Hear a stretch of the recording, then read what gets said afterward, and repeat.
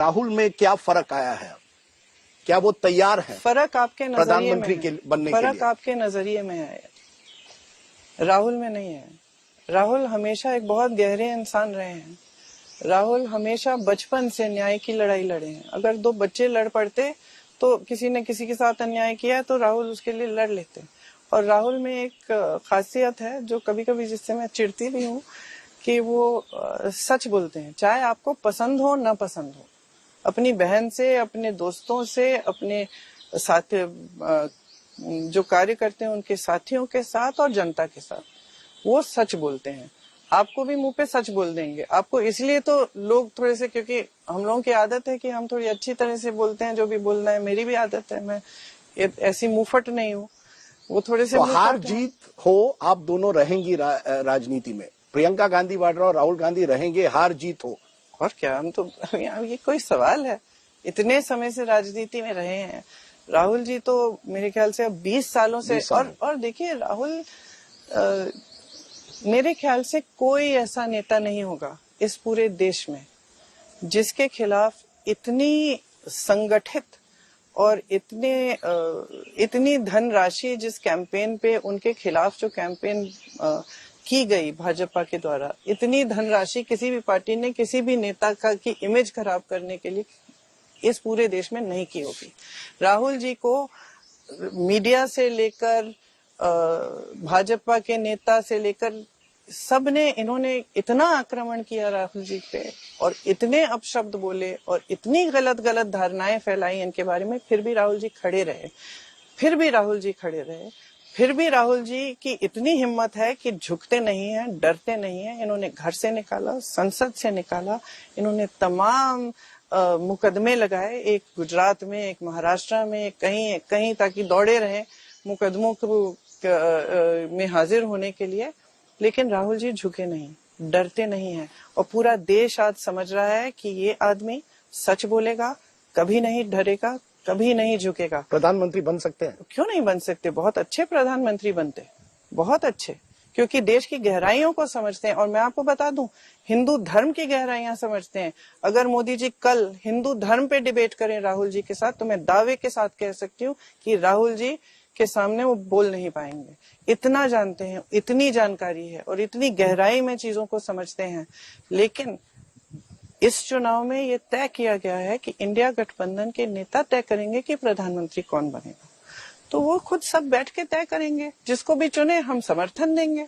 आप कह रहे हैं इंडिया गठबंधन तय करेगा जी। मोदी जी कह रहे हैं 400 पार। आपका आंकड़ा क्या है? क्या आपको वाकई लगता है कि जून 4 को नॉन बीजेपी गवर्नमेंट बनेगी, 2004 रिपीट होगा, या आप मानती हैं कि बीजेपी फ्रंट रनर है और आप बैकफुट पर हैं? नहीं, हम बैकफुट पे बिल्कुल नहीं है। बैकफुट पे मोदी जी हैं जो फिजूल की बातें करने लगे हैं और जो अपने प्रचार का खुद खंडन करने लगे हैं चुनाव के बीच में। बैकफुट पे मोदी जी हैं, हम बैकफुट पे बिल्कुल नहीं है, क्योंकि हमने इंडिया गठबंधन के सारे नेताओं ने लगातार जनता के मुद्दे उठाए और हम सिर्फ लगातार यही कह रहे हैं, मोदी जी मुद्दे पे आइए।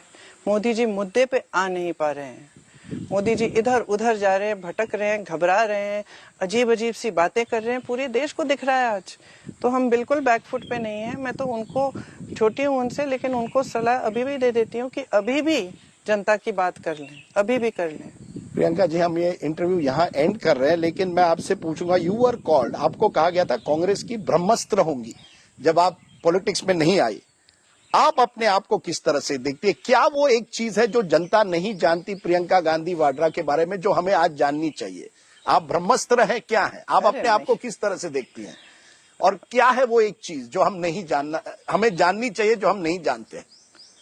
देखिए, मैं, सच्चाई ये है कि मैं राजनीतिक संदर्भ में अपने आप को मैं एक कार्यकर्ता समान देखती हूँ। मैं, देखिए यहाँ पे भी चुनाव है, मैं 3 जाके मेरी आदत है, मैं क्या बताऊँ, रैली चल रही है तो मैं जाके खुद देखूंगी कि कितने झंडे बटे हैं, नहीं बटे तो खड़ी होके बंटवाऊंगी। मैं थोड़ी इस तरह की हूँ क्या मैं?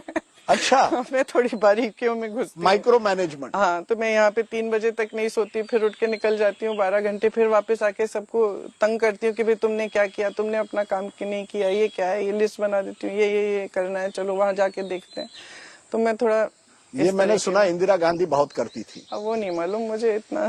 पर आखिर में चुनाव के बाद we will see you in some new avatar, कोई नया अवतार होगा या वही करती रहेंगी? मैं बार बार आपको ये पूछ रहा हूँ क्योंकि अब आप बड़ी मैं- नहीं, मैं आपको बताता हूँ रूमर क्या है कि अगर राहुल गांधी रायबरेली वायनाड दोनों जीतते हैं तो वो वायनाड रहेंगे, रायबरेली की सीट प्रियंका गांधी वाड्रा 6 महीने बाद लड़ेगी। देखिए ये सही है गलत है? देखिए मेरे अवतार तो आप लोग ही बनाते हैं।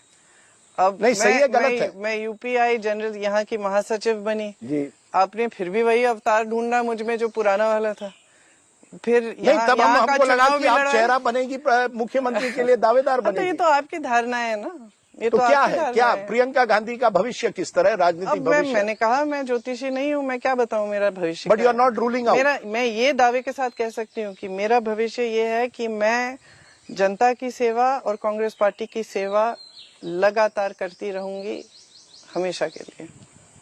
प्रियंका गांधी वाड्रा, आपने हमें बहुत कुछ इस इंटरव्यू में बताया, आपके बारे में, कांग्रेस पार्टी के बारे में और 2024 के चुनाव के बारे में, और ये भी जबकि आप 10-11 रैलियां नुक्कड़ सभा कर रही हैं, बहुत गर्मी भी है।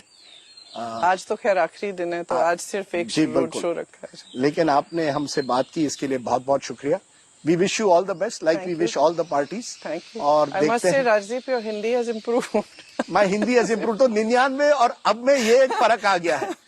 आई वाज 99 में और आज में इतना फर्क आ गया। आप में कोई फर्क नहीं आया, मुझ में इतना फर्क आया है कि मेरी हिंदी ठीक ठाक हो गई है। नहीं, मुझ में भी बहुत फर्क आया, लेकिन वो ये कहाँ इंटरव्यू में कहाँ बताएं।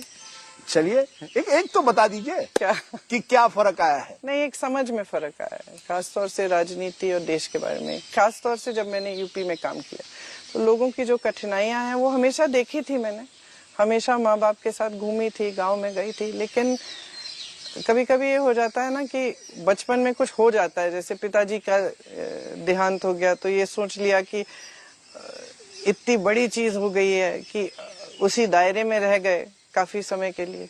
फिर यहाँ आए, देखा एक क्या दो परिवार के सदस्य कट के मर गए, किसी को जला दिया गया है, किसी का अत्याचार किया है, किसी पे भयानक से भयानक अत्याचार बरसा दिए गए हैं और लोग चले जा रहे हैं, जिंदगी चल रही है। क्योंकि लैटियंस एलीट तो मैं कभी नहीं रही हूँ ना, मैं इन लोगों के साथ, मैं तो कभी गई नहीं विदेश पढ़ने के लिए, ये सब। मैं तो जेएमसी की पढ़ी हुई हूँ। मेरी सारी सहेलियां जो हैं वो साधारण परिवारों की थी, वो कोई बड़ी एलीट तो थी नहीं, लटियंस की थी नहीं इस तरह। सरनेम था आपका? हाँ, तो सरनेम था। तो सरनेम से क्या होता है, सरनेम से क्या होता है, वो तो मेरे रहन सहन से होगा ना क्या हो। वैसे खान मार्केट बुरी मार्केट नहीं है, वहाँ तो कभी कभी मैं जाती हूँ। हाँ, आपने ये भी कहा कि जैसे मैंने कहा कि आप कह रही थी कि आप सादगी चाहती हैं और आप समझती हैं मेरा जीवन ये ऐसा ही रहा है, मेरे बच्चों का जीवन भी ऐसा ही है।